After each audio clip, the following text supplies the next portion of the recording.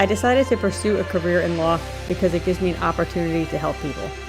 When a client chooses us to represent them, they're entrusting us with a huge responsibility. It's our goal to exceed their expectations with our personalized service and to help them to achieve the best possible recovery to compensate them for their injuries. That's where we come in. We come in and we solve that problem for them and really set them on the right track in order to try and get back to what their life was like before the accident happened.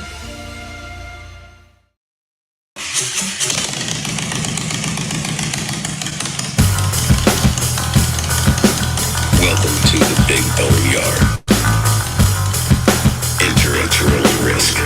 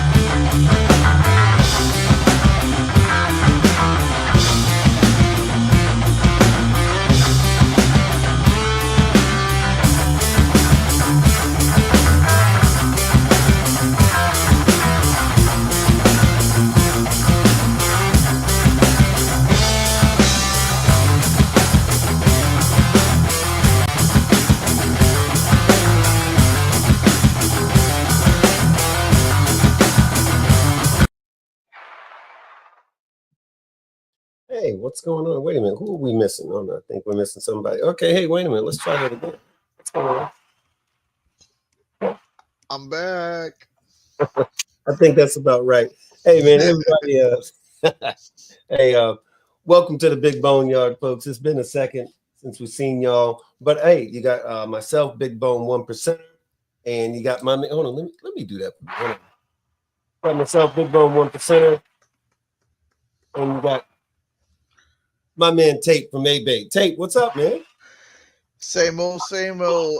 Last time y'all seen me, we were sitting in a hospital room. January, February, March, April, May 14th at 7:33 in the morning. We had a new little bonehead join the world. He's doing great. He's definitely growing. But you know, okay, been doing the whole daddy thing. Okay, boy. Hey, let me see. Black Dragon just jumped in there. Hey, Black Dragon, what's going on, man? We're gonna see him this weekend. Looking forward to it, sir. Looking forward to it. Definitely. Well, I'll tell y'all what. So what I definitely want to do, right quick, like I'm trying to be all disciplined about stuff. So we definitely want to cover straight away because we're gonna cover so much stuff tonight. But just to get our disclaimer out of the way, we want to make it real clear that while we're going to talk about some of anything and everything, whatever we talk about are the opinions of myself, Tate, and the guests. Anybody calls in, all that. We are talking about our opinions and our opinions only. They do not reflect the opinions of our organizations, our clubs, or anything. This is our opinions only. Not nobody's old lady's opinion. This is our opinions only. So I wanted to get that real clear out there right quick. So a couple of things, the housekeeping that we love to do. One of the things, Black Dragon just popped in here. What's up again, Black Dragon?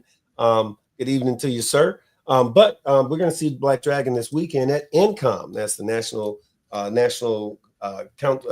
Coalition of Motorcyclists. That's going on this weekend. If you don't know what NCOM is, shame on you. Because NCOM is a big freaking deal in the motorcycle world. So if you don't know about NCOM, you might want to check your MC credentials. But anyway, anybody and everybody who is somebody is going to be at NCOM this weekend for shizzle. I'll be there. I don't even like saying for shizzle anymore because it reminds me of Snoop. I don't like Snoop no more. Don't get me started on that. But yeah, but definitely Tate's going to be there. I'm going to be there. We're in fact going to do an episode or two from the proc like, or excuse me, from income like we did last year. So we're looking forward to doing that as well. Couple of things going on. So as far as ABAT's always got stuff going on, and the Boneyard chapter of ABAT has a couple of things. In June, I'm giving you some heads up.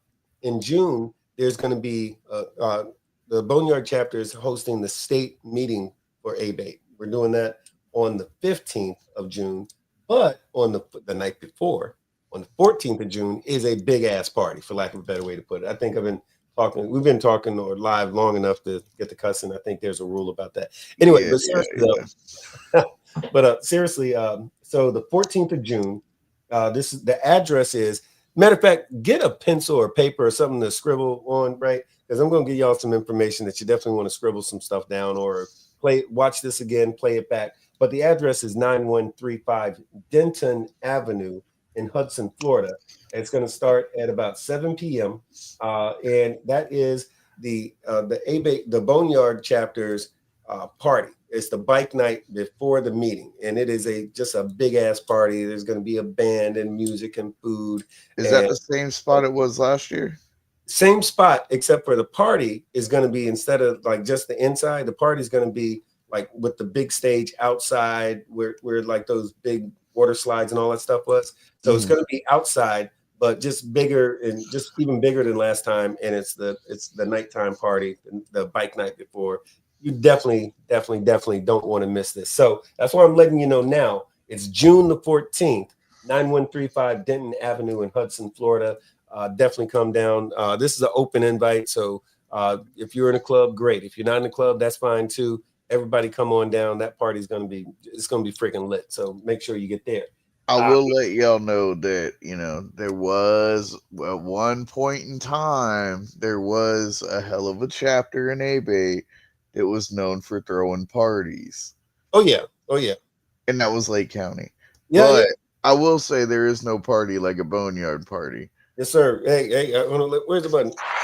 I got to say thank you. I appreciate it because, yeah, we've been having a good time. And, oh, look, the raffles that are happening, the raffles are insane. They were last year too, dude. We had the guitar with the amp and everything. Oh my God. Yeah, somebody got that for for a raffle ticket. And we're talking that was like $5,000 worth of gear between the amps and all of the I'm not a guitar guy, but like all of the stuff that goes with a professional guitar setup, it was all of that. And well, the crazy thing, they were talking to us about it, and we're like, we're bikers. We don't know nothing about guitars. Right. But the musicians, that was crazy. The musicians were all like losing their shit. They were like, oh my God, I can't believe it. Hey, Too Tall, what's up? Too Tall, Two Wheeling. Good to see you. Switch, I see you over there, brother. Yep. Good to see you. But yeah, so and matter of fact, so we've got in fact that guitar was a Fender Stratocaster or something like that. It's like a really expensive, well-known, high-quality guitar. But anyway, we're doing that kind of stuff again. We've got some very cool things that are going to be raffled off. And these aren't auction items. These are raffled off. We're doing a 50-50, all that. So again, that's June the 14th, 9135 on Denton Avenue in Hudson, Florida. And the other thing is coming up much sooner. That's on May the 7th. So that's, what is that, Wednesday? Or tomorrow night? Or what's today, Monday? So that's Wednesday this week, 2 days from now, at 7 p.m. is Boneyard Bike Night.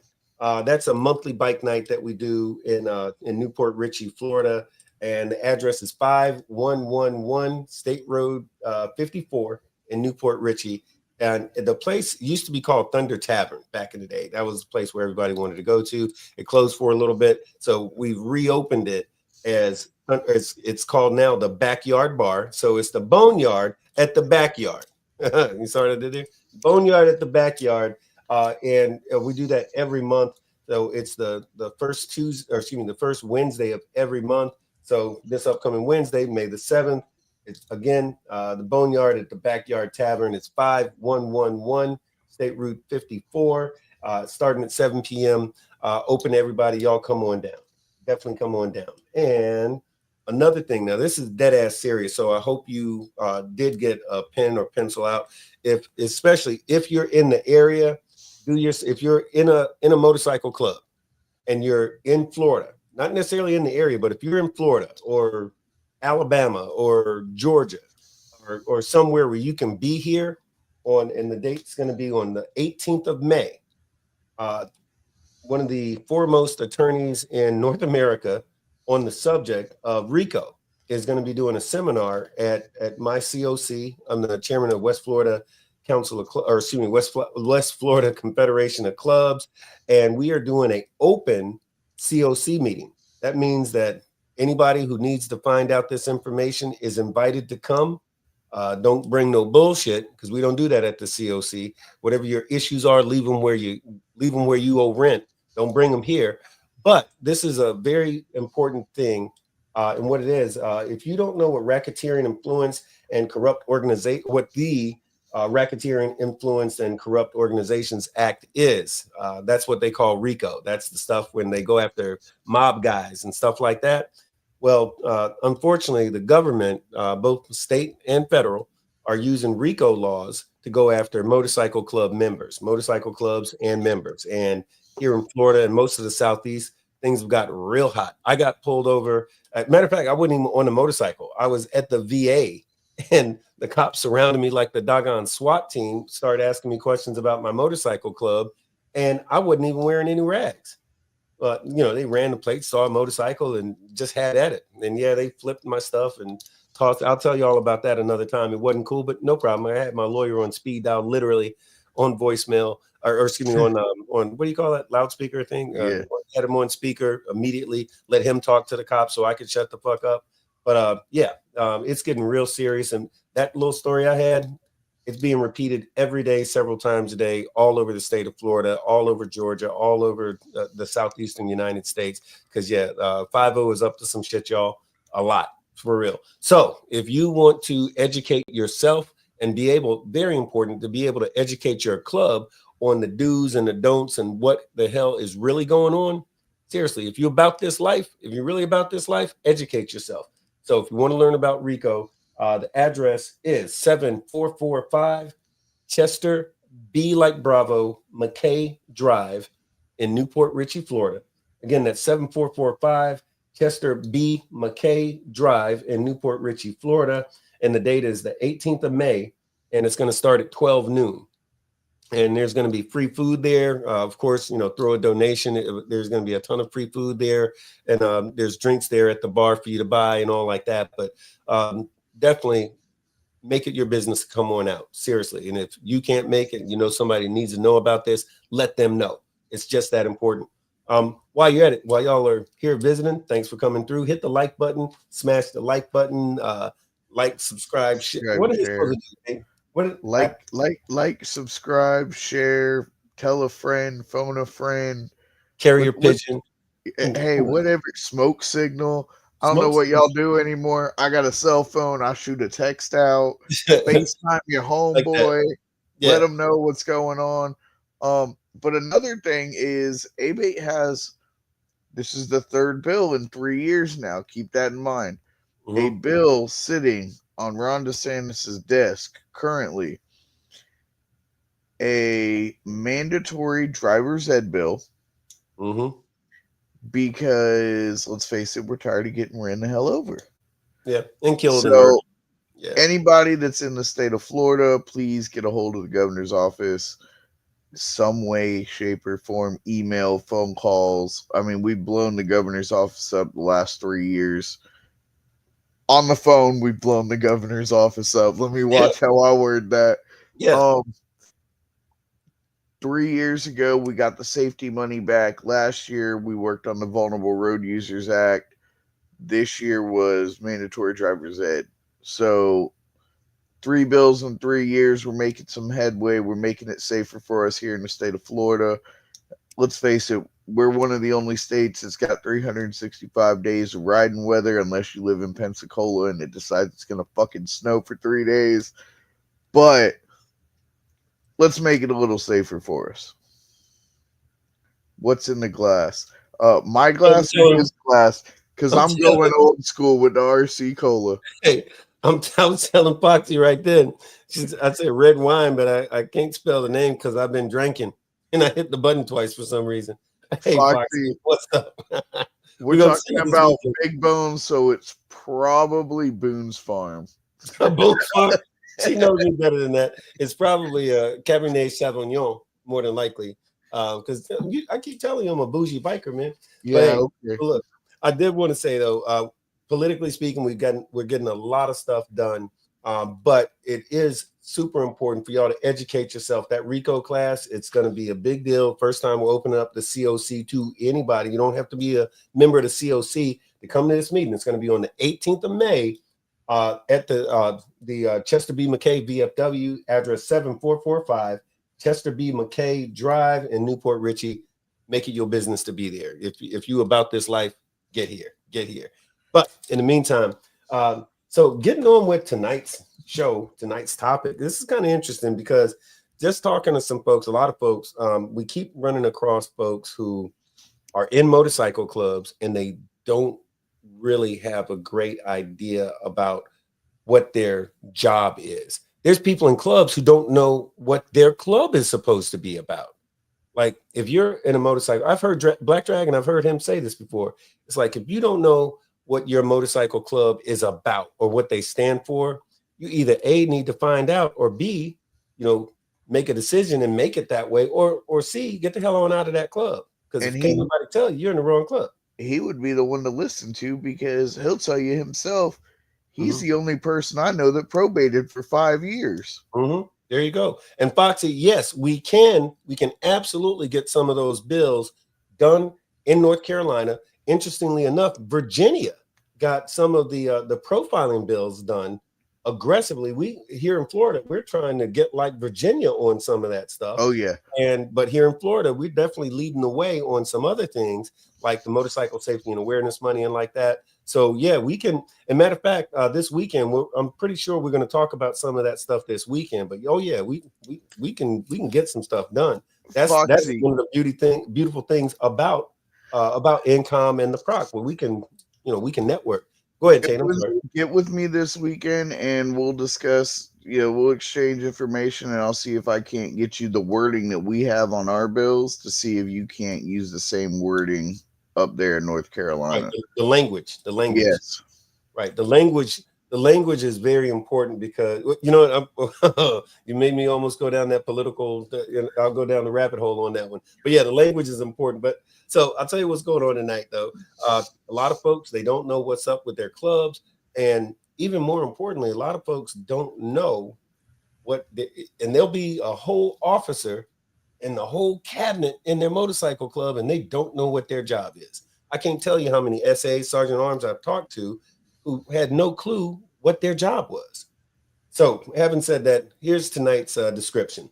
So in a traditional motorcycle club, there are a few positions that most everyone is familiar with, like president, vice president, sergeant at arms, secretary, and treasurer. Now, here's the thing. If you think that that's all there is, you'd be wrong. What about a business manager, an enforcer, a PRO, a bar manager, or a prospect manager? These titles are not always in traditional MCs, but I promise you, somebody is doing one of those jobs, whether they got the title or not. Somebody's doing that job. So tonight, we're going to find out about all of those different biker jobs, including the ones that you think you already know about, right? But so let's get into it tonight on the Big BoneYard. So that's what's up. So first thing, we're going to keep it real easy because everybody knows what a president of a motorcycle club is, right? And by the way, it is Monday. Ordinarily, we do this on Sunday, but this is going to be a real busy week. So we're going to be running all over the state. So we're doing it tonight. Oh, yeah. To keep it, I said the state, all over the damn southeastern United States, really. Well, I mean, it's all over the state for you. It's only an hour and a half for me. Right, exactly. Let me ask you, Tate, what is a motorcycle club president? Well, honestly, it would depend on how the club is set up. You got some clubs where the president is judge, jury, and executioner, which is not how it's supposed to be ran traditionally. Traditionally, your president is your figurehead, just like in any other situation, organization, whether it be the Moose Riders, the Elks, the Shriners, the U.S. government. The president is supposed to be a figurehead. Interesting enough, you mentioned PRO earlier, but if you don't have a PRO or a public relations officer, your president is also your public relations officer. Well, what we like to, or what we used to say back in the day is, your chapter president is by default the PRO for your club, whether you got one or don't. That's who it really is. But I don't want to delve into PRO too much right now, because my question is, by the way, Foxy, girl, she knocked it out of the park like she does. She said the title is one thing, but the disconnect is folks aren't always the right person for the title or the job. And amen. I wish this thing had where's that baseball bat sound where you knock it out? Yeah, that's a home run right there. That's what she just did. That's a straight up home run, because God knows that's the truth. But going back to this president, what you're saying is correct. A president is definitely a figurehead, but I want to get all technical with it, right? So, and this is just for folks that know or that don't know. A lot of folks, like you said, they'll say the president is the figurehead of the club, and some people say, oh, the president, he's the one that makes all the rules and all like that, and that's not true. The president of any motorcycle club, and a legitimate motorcycle club, is a servant. He serves at the will and represents the interest of the motorcycle club. Now, he does have some say-so and certain executive things that the president and only a president can do and say and get away with and all like that. But in real life, the president does and executes the interest of the chapter. Now, the president, like you said, he's the face of the club, meaning when you need to interact with somebody outside of your club, like another club or a business, or a lot of different scenarios might come up.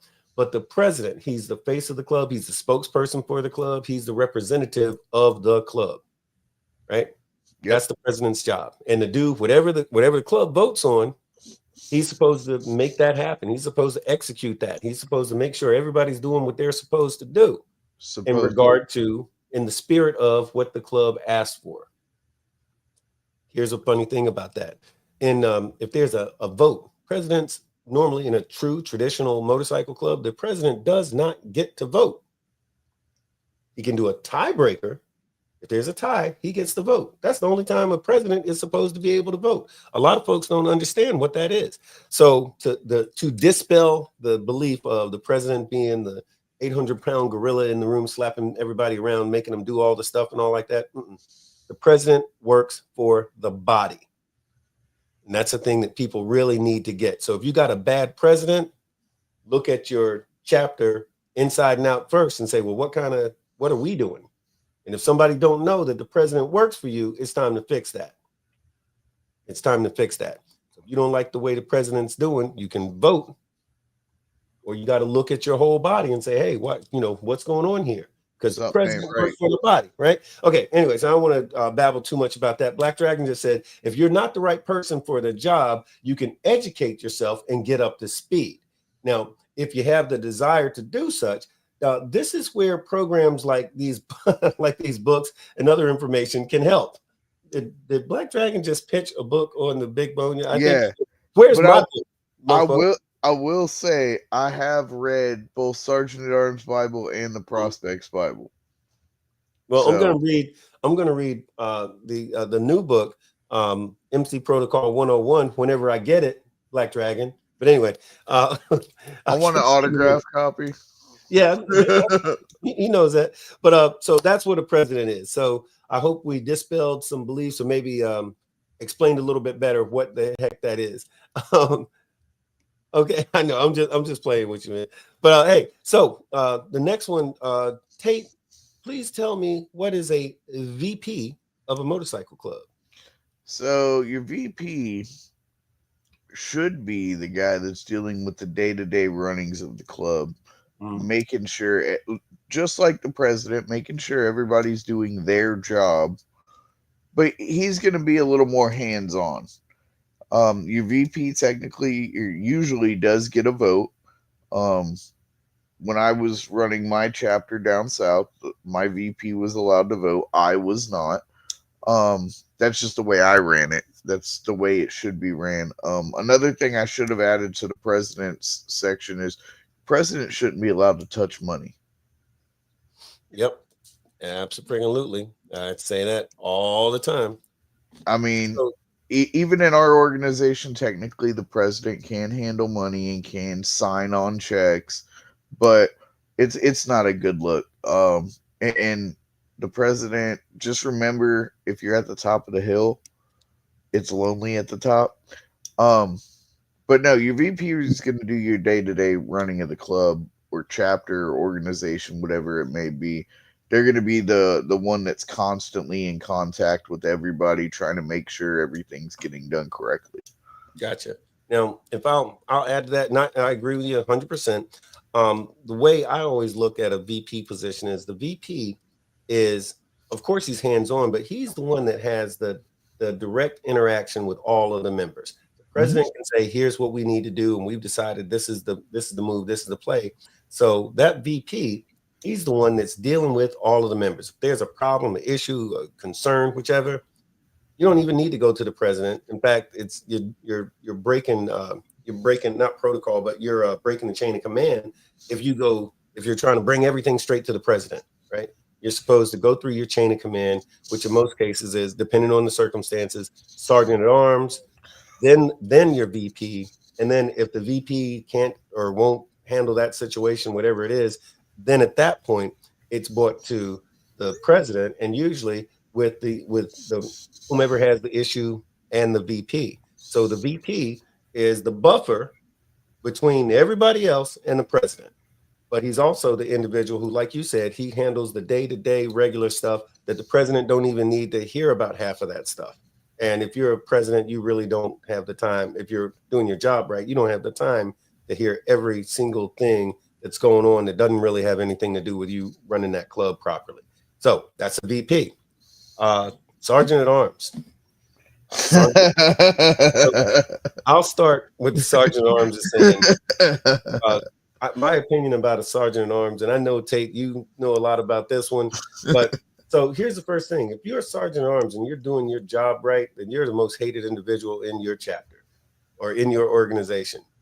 Nobody's just in love with the sergeant at arms, because guess what? He's the guy who has to enforce the bylaws for everybody, including the president and the vice president and everybody else.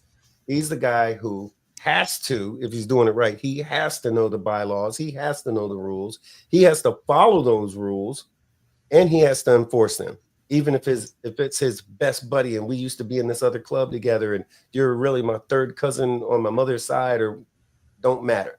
If you're the SA and you're doing your job right, then it's going to be hard to have a bunch of folks, being all buddy with you. But that's just one thing. But what is his job? What is the job of the sergeant at arms? So, for those of y'all that have been watching for years, I've held a number of positions within the organization, and I am still currently the state sergeant at arms. My job is to be the asshole.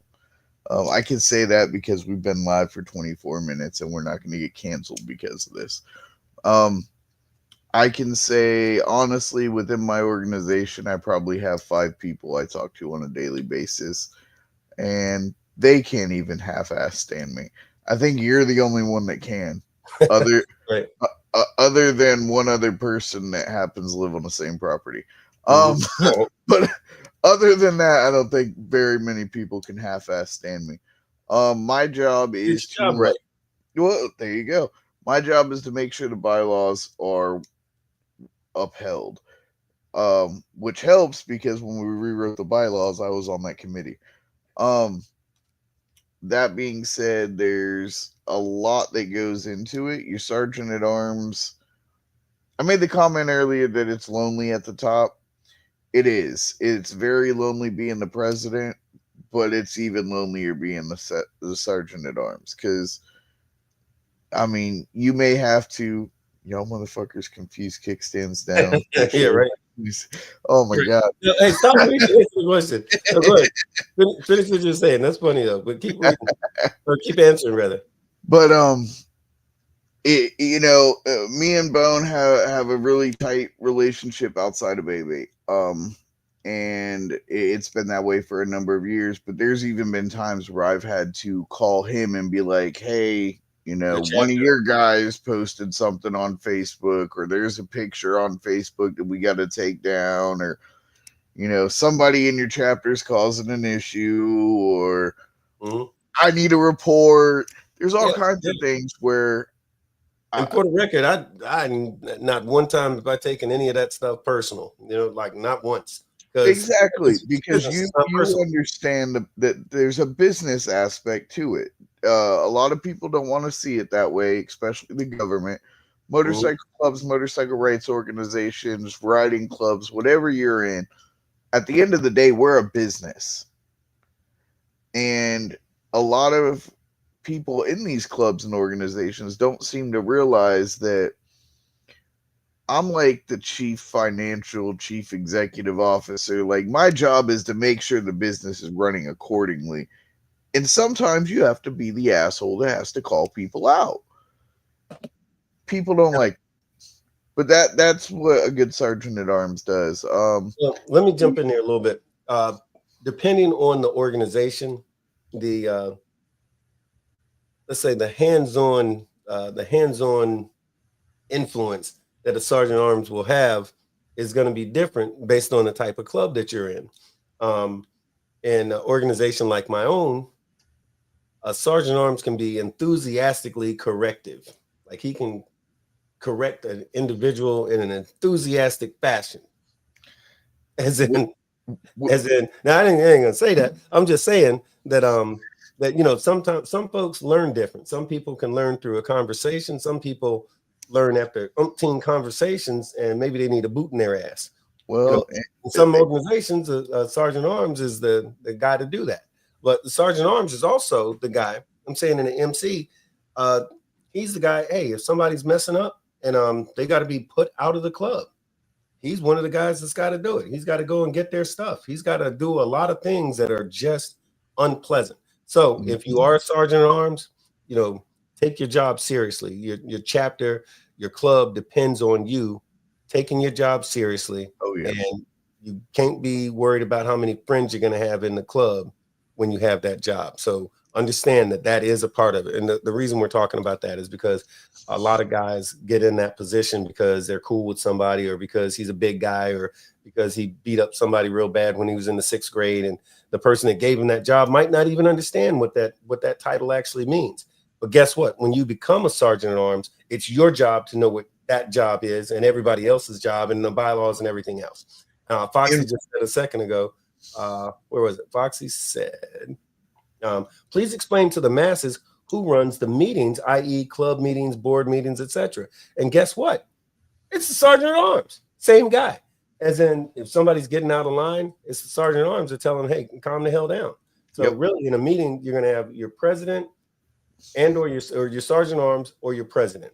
And a lot of times it's your sergeant at arms telling somebody to be quiet so the president can finish saying what he was saying, or any of that. But it's the sergeant at arms. That's his responsibility. The other thing to keep in mind is you are also responsible for the safety and security of every member of your organization. Yep, absolutely. So that's a big part of it. Big you part. are the one and only person that can say, hey, look, we're at an event. I don't like the way this situation feels. We're rolling out, and we're rolling out now. Yep. And there ain't nobody up to and including the president that can tell you no. Yep. Absolutely. That is a fact. I've seen it happen before. Keep that in mind when you're trying to select a sergeant at arms. You want somebody that is going to be level-headed, make the right decision at the right time, but also look out for the best interest of the organization as a whole, especially when it comes to a security and safety standpoint. You know, about 10 years ago, I was in a city called Lakeland, Florida. And I was literally, well, I went by myself. It was myself, and I think I had I had a probie and somebody else with me. We were at a place called Mojo's in Lakeland, Florida. Anyway, so these club members from another club came in the building. I saw the chapter president, which He knew me, I knew him, I knew them, they knew us, that whole thing. There was just 3 of us. There was probably 15 or so of those guys. They came in, and the SA, let's just say we've had some, myself and that organization had some issues. It didn't fare very well for them. And their sergeant arms, who was about 4 or 5 men back, kind of bust through bust through those 4 or 5 people that was in front of him, and he glanced over, took a look, and turned around and said, "We're leaving." And the president said, "No, we're staying right where we are." The sergeant arm says, he said, "Nah, Prez, we're leaving." And he looked back at me and said, "We're leaving." And he goes, "What the?" Did that? We're leaving. Guess what? They left.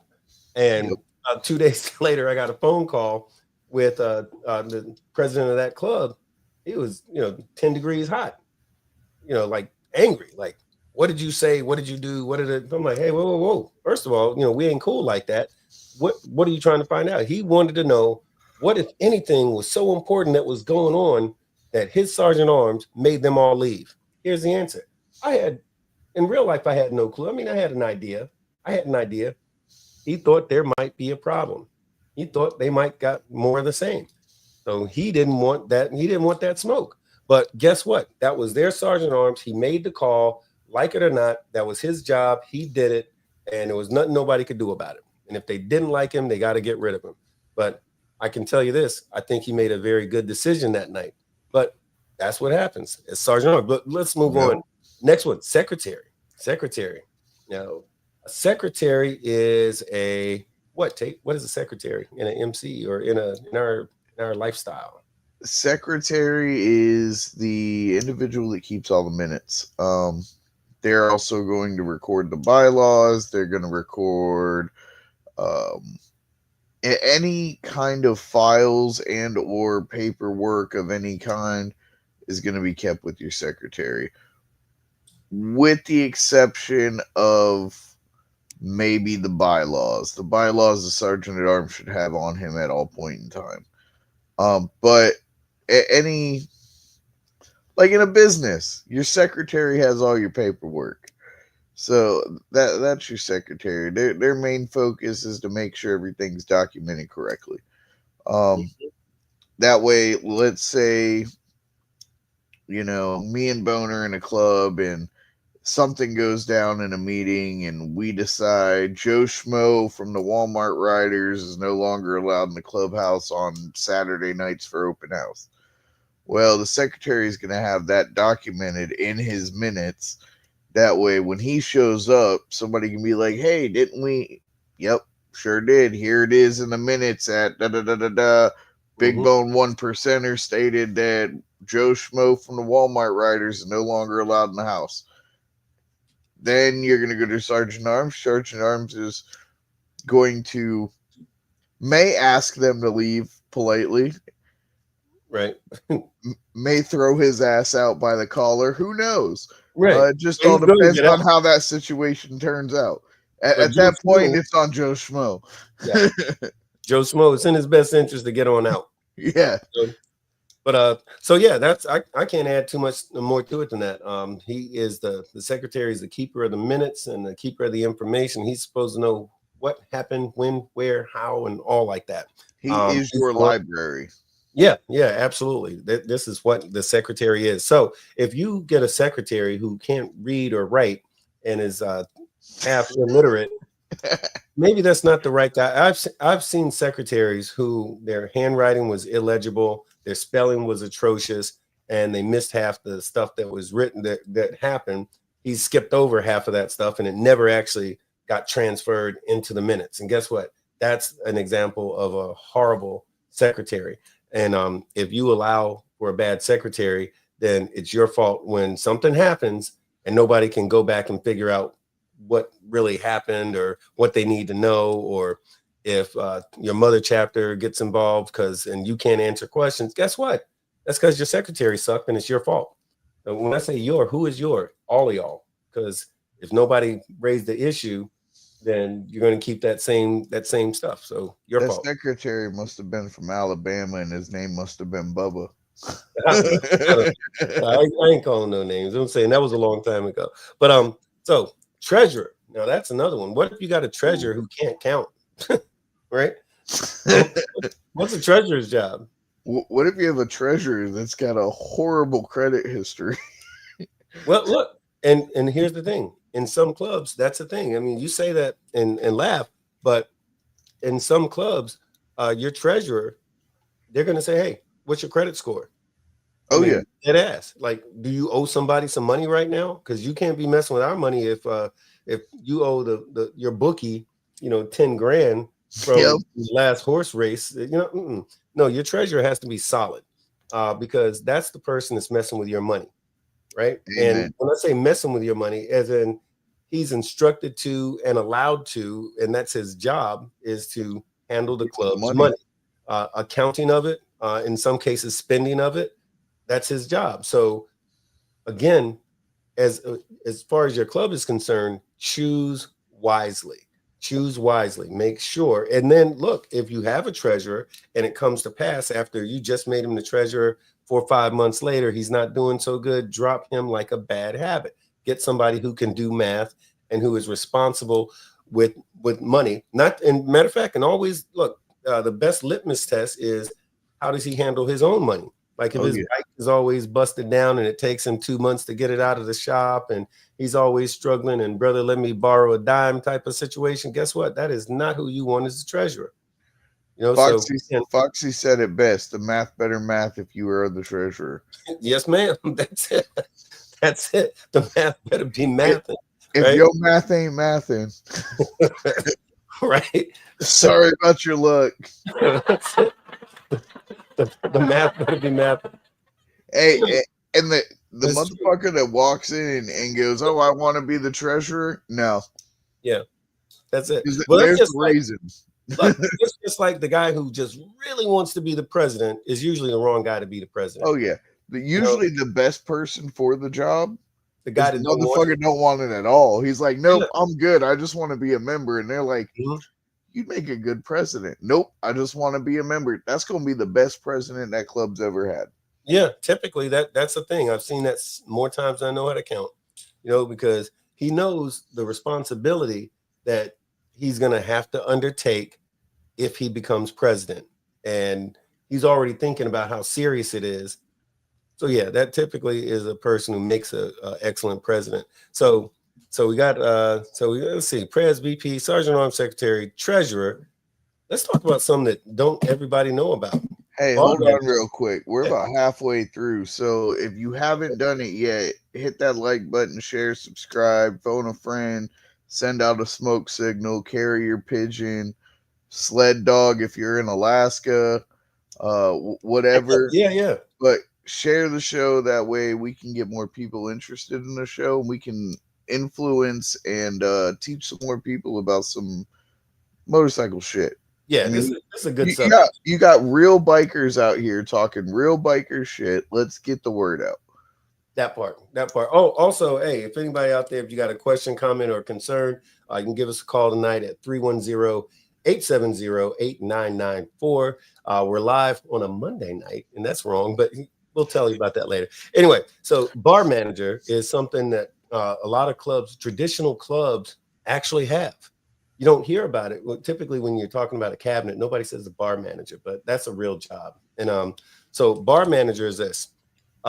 Not to be confused with a completely different job, but the bar manager is exactly what it sounds like. He's got one job and one job only, which is to manage the freaking bar, to make sure everything's stocked up, to make sure that in this case, money, if there is money going across that bar, he's supposed to know about it. He's supposed to be keep a track of the money and the product, meaning, like the beer, the wine, the soda, whatever it is, and front and face, like the what do you call that thing? The shelf where the freezer where you put all the sodas and whatnot. Yeah. So that thing's neat and clean looking. The bar's neat and clean. The drink cooler. Yeah, the drink cooler, whatever it is you got. All that stuff is supposed to be squared away. And the stock room, all that stuff, that's the bar manager. It's like a bar manager is half cabinet member, half probie, because I was gonna say I've been to a lot of It's working. houses where the bar manager is the probates. Yeah, yeah. Well, it's not the same thing. A probate is going to be doing all kinds of stuff, carrying ice and all like this kind of stuff. But the bar manager is the one who's telling them to do it. But Yeah, but if you don't have some probates, guess who's doing it? The bar manager. He's matter of fact, the good bar manager is going to be doing it even if he's got probates there, because he's going to constantly be seeing stuff that needs to get squared away, and he's going to be on it. Black Dragon saying that the bar manager, he said, the bar manager can also be the business manager in a 99 club, which that's the exact thing I was just getting ready to say. I was saying a little earlier, not to be confused with, but often a bar manager and a business manager can be the same thing. Like in a 99 club, it's often the same exact guy, same exact job. So a business manager, this is where it gets a little bit interesting. So a business manager, a lot of times we think that the president is the guy who deals with the outside entities, and that's true. But in regard to certain business related things, it's the bar manager. You know, like if you own property, or excuse me, it's the business manager. So if you own property, the business manager is very engaged and very involved with making sure that the property that you own, whether you're paying taxes or paying rent or paying your electric bill or any of these sort of things, your business, that's what your business manager does. He's got one job and one job only, and that is to handle the business of the club. Because Tate, you said it earlier. Hey, guess what? Your club, it's a business. I mean, it's some other stuff, but your club is a business. You know, every club has to support themselves in some fashion or another, and the business manager is to make sure that that business keeps running smoothly. One of the things we kind of touched on this a little earlier, enforcer. Some clubs don't have an enforcer. A lot of folks don't know what the hell an enforcer is. So some clubs, oh, douche, I just seen that comment. That's actually a good point. Donations only, definitely. That way you're not running an illegal bar. Or if Right. it's a legal private club, only members can purchase drinks. Keep that in mind, Yeah, because that could get you tied up in some shit. yeah, Um, and I will say about that, whilst that is very true, it's very much contingent upon that club, because I've yeah. gone into clubhouses that had a whole ass ABC license with the government. Blew my mind. So that does happen, but everybody's got to handle their business the way they handle their business. But that is a heck of a good tip. It's a good rule of thumb for a lot of folks who don't have ABC licenses and stuff like that. But no, as you're saying, in club enforcer, tell us about that guy. So in some clubs, you don't have an SA, you have an enforcer. In some clubs, you'll have both. In some, you'll only have an SA. I know certain clubs that I've been around the state, their SA is going to be the guy that might go to you to have a conversation, where the enforcer, well, when you see him, you know what time it is. But at the end of the day, it really depends on how your club's set up. Your enforcer may be your SA, or you may have a different guy doing it. It just And, really that one's a little tricky because, like I said, it depends on how your club is yeah, set up. it depends. Like if you're talking about like a OMC moves a little differently than like a lot of 99 clubs don't have need for a club enforcer. And a lot of times when you see like a 99 club, they got a club enforcer. That's a club that's been around for 6 months and seen too many TV movies, right? Oh They yeah, don't actually need a club enforcer. But for you're talking about OMCs, diamond clubs, and like that, it's not uncommon to see a enforcer in a club, especially in certain states. And yeah, like you said, there'll be a sergeant arms and an enforcer. The enforcer a lot of times serves as the right hand to the sergeant at arms. Hey, I can't be in two places at once. I need to go and see so and so and pick up such and such, or I need to see so and so and insert my boot in so and so's ass. well, like in Help a my brother. You situation, know, being I'm over sorry. the whole state of Florida, Mm, um, I'm entitled to a assistant sergeant at arms, but technically, because I'm in the north part of the state and Florida's a very big state, I could have one up north where I'm at. I could have one down south by you, and I could have one in Central Florida. Stop telling Just people where I live. But as you were saying, no, I go ahead. said down south. I said down south. I didn't say how far south. Right. I didn't let them know that you live next to mile marker 1. Right. Oh, damn it. Like you walk out the door and there's the buoy. No. Right. The only black guy in Key West. Right. Only straight black guy in Key West. Right.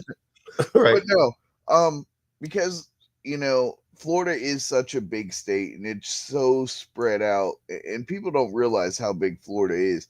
It takes me 6.5 hours to get from where I did live to where I currently live. Mm-hmm. It takes me about 8.5 hours if I was going to go down to your neck of the woods. For me to go to Key West, it would take me probably a day's travel. Yeah. And that's busting ass. If I leave here at 4 a.m, I might make it to Key West by midnight. Right. Yeah. And that's just because of how far spread out Florida is. Other states like Texas, California, if they have a state essay, they may have multiple enforcers or assistants because of the size of the state. Now you got other states like Rhode Island that there's really not a need for anything like that. Right. Now, also remember, there's also a whole other thing. There's, depending on the type of state you're in, there's also nomads, which typically when you think about a nomad, you're thinking state to state, can pop up, go anywhere, and no home chapter, that kind of thing. But larger states, you have a tendency to see more nomad activity in those larger states. But that's also contingent upon how many chapters that a certain club might have. So next thing, PRO. We kind of touched on that a little earlier. One of my favorite things, PRO, Public Relations Officer. There are many a club, especially on my side of the fence, who don't know what a PRO is, never heard of it, right? But a PRO, and guess what? I said earlier, whether you heard of it or not, somebody in your club is doing that job. So by default, the PRO, no matter what the club is, it's going to fall to the president. He's the face of the club. He's the, hey, how you doing? Or sometimes he's the, sit your ass down. We need to get something straight. But he's the face of the club.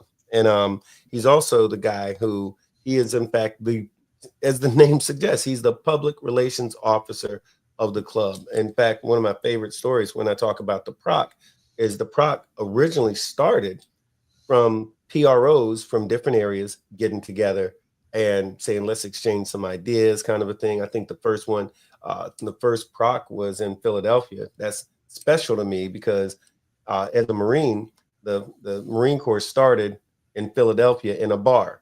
The PROC started in Philadelphia in a bar, so everything after that is nothing but good shit to me. But a lot of motorcycle clubs started in a bar. Okay, hold on 1 second. Hey, hello, and thank you for calling. You're live on the Big BoneYard. Who may we ask is calling? Excuse me, it's Joey Lester. Oh, Joey. Hey, brother, we are live on the air right now on the Big BoneYard. We're doing a special episode. We're wrapping up here in just a minute. Can I ring you right back? You're in California time, so. Oh, hey, do you dig my radio voice? You dig the radio voice? I dig your radio voice.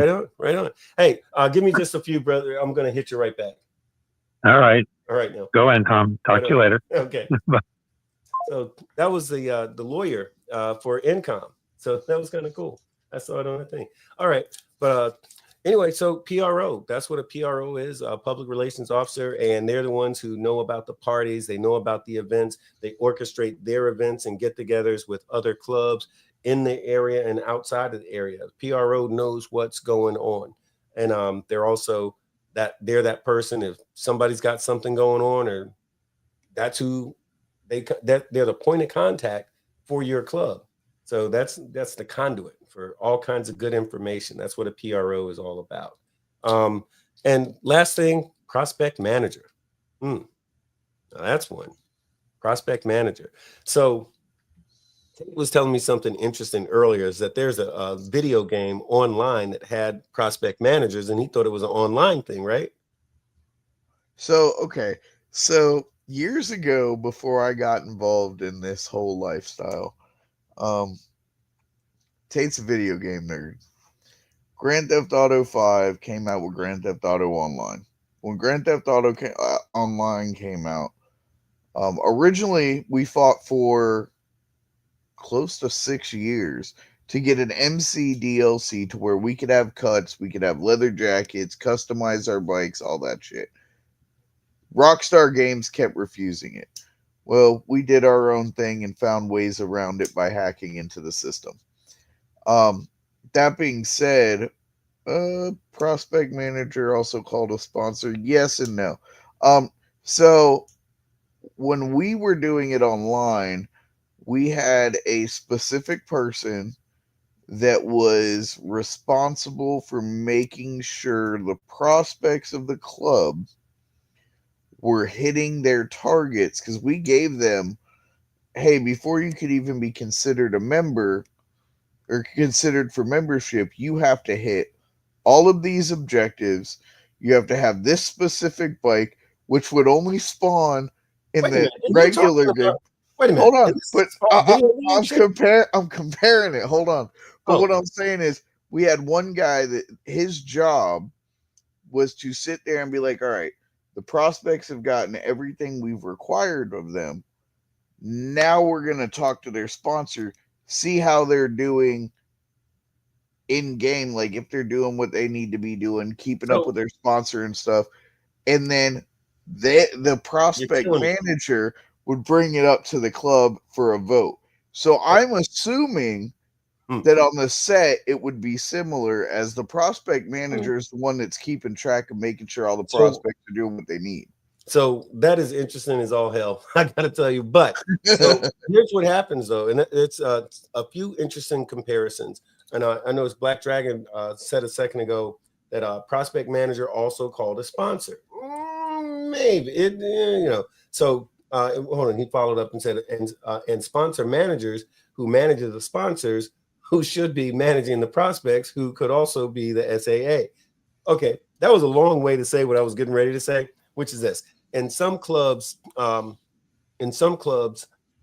sergeant at arms is the default, sort of like the president is by default the PRO. In some clubs, the sergeant at arms is by default the prospect manager. He's not called that, but kind of like I said in the beginning of this show, this episode, is that, hey, whether you know you have a person that does this, somebody's doing that job in your club, whether you call them by that name or not. So prospect manager is the person who is going to kind of oversee all of the prospects in a chapter.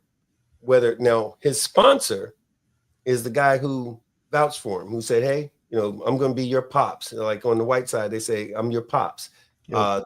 On our side, we say, hey, that's your sponsor. That's the guy who's saying he's responsible for getting you out and riding, making sure you know what you need to do, when you need to do it, and all like that. That's your immediate line of communication.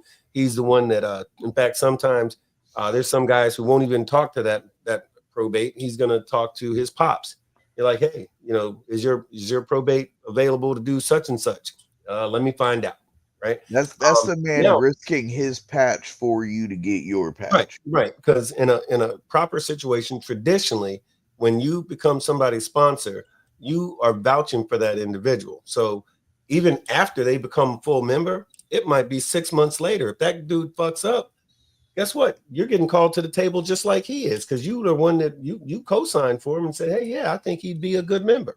I'm putting my rags on the line. So if he screws up, guess what? You got skin in the game. So now there's also what is traditionally, or what is legitimately called, a prospect manager. I've seen this in several 99 clubs where there's one guy. It might be 4 or 5 chapters, but that one prospect manager, he's going to talk to those different probates every day. He's going to have them come from wherever they are in the state. They're going to come and see him. He's going to have them doing classes. He's going to make sure they know all kinds of information. He is, in his job, his title is prospect manager. because guess what? He's going to manage those prospects. And the chapter is going to say, hey, did he learn all the stuff that he needs to learn? And his sponsor, different person, his sponsor is going to be saying, hey, well, I made sure he knew this thing, that thing, the other thing. The prospect manager saying, oh, yeah, because when I asked him, he didn't know jack. I had to teach him this, teach him that, and he still didn't learn it. And I tried to teach it to him 5 times. So a prospect manager, when it's his actual official title, that's he's managing the prospect.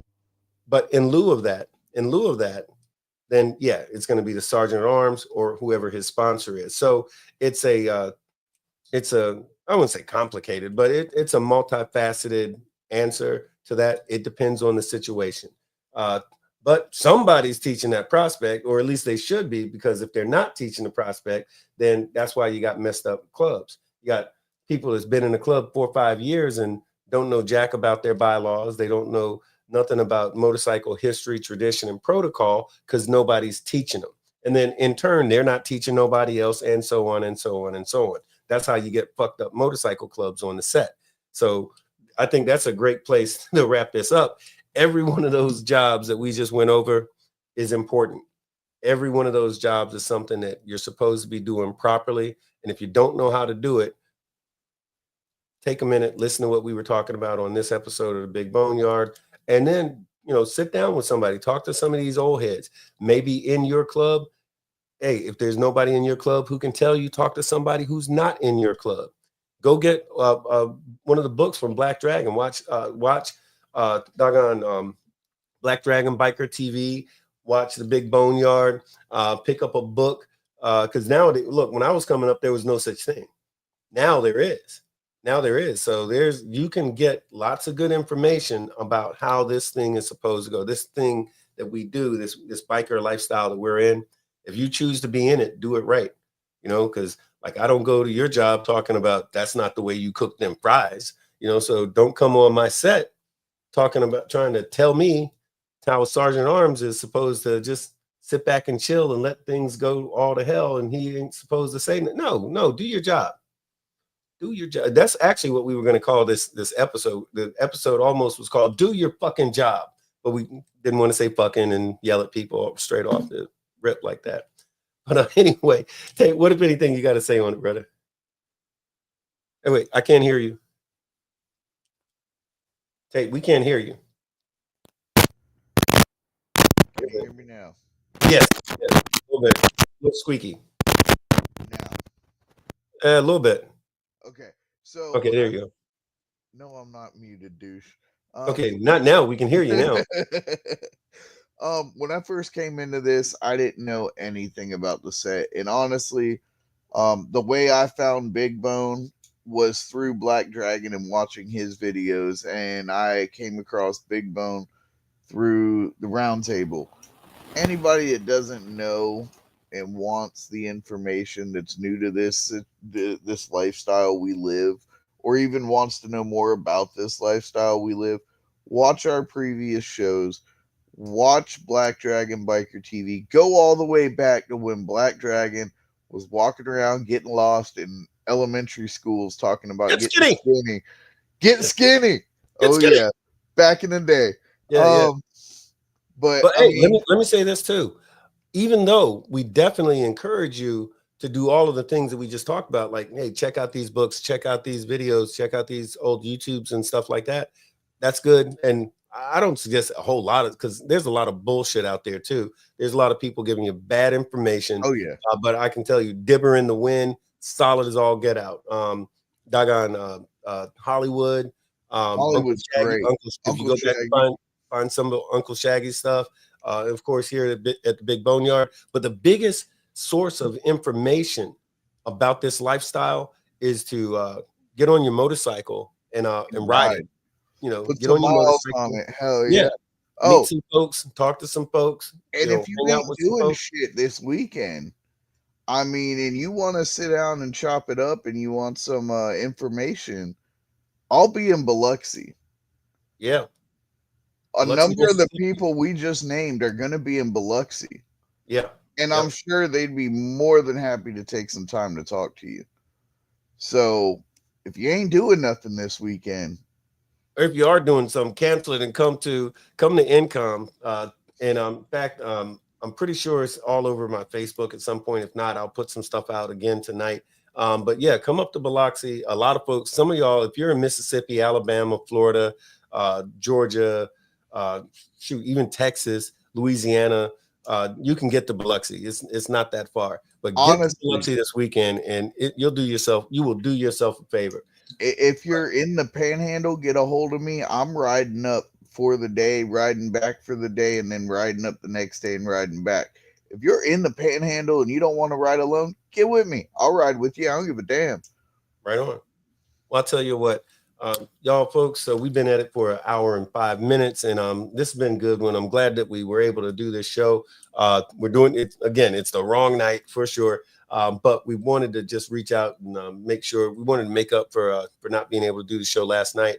But hey, share the show with some folks. Let them know it's out there because, a lot of folks were looking for us last night. But aside from that, thanks very much for coming here and taking this ride with us here at the Big BoneYard. We love you. We appreciate you. Y'all keep rocking and riding with us. And we'll see y'all again this weekend. Saturday. We're doing a show on Saturday. From I keep wanting to say from Income. All right. In the meantime, hey y'all, hey, peace out, man. We appreciate y'all.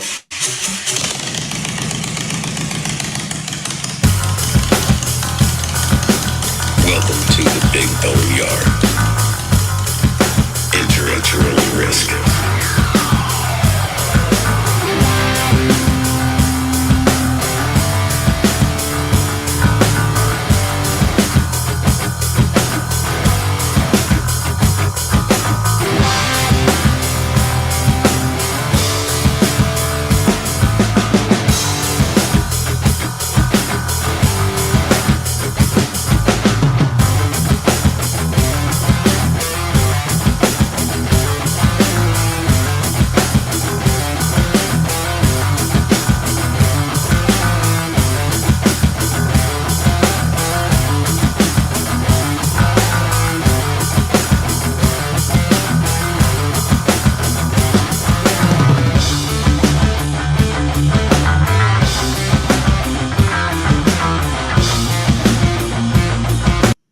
I decided to pursue a career in law because it gives me an opportunity to help people.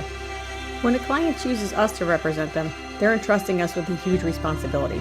It's our goal to exceed their expectations with our personalized service and to help them to achieve the best possible recovery to compensate them for their injuries. That's where we come in. We come in and we solve that problem for them and really set them on the right track in order to try and get back to what their life was like before the accident happened.